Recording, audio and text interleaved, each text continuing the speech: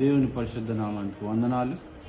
నేటి దిన వాక్యం హగ్గయి 2వ అధ్యాయము 5వ వచనం చూసినట్లయితే, దేవుని ఆత్మ మన మధ్యలో ఉన్నది కనుక మనము భయపడకూడదు. ఈ యొక్క వాగ్దానము యెహోషువకును జెరుబ్బాబెలుకు ఇచ్చిన వాగ్దానం. వీరు దేవుని యొక్క పనులు జాప్యం చేసినందువల్ల ఈ యొక్క వాగ్దానం ప్రవక్త ద్వారా చెప్పబడింది. అదేవిధంగా మన స్థితిగతులు చూసినట్లయితే మనం కూడా దేవుని యొక్క పనులు చేయాలనే ఆసక్తిగా ఉంటాం, కానీ మనం కొన్ని పనుల ద్వారా దేవుని పనులు పక్క పెడతాం.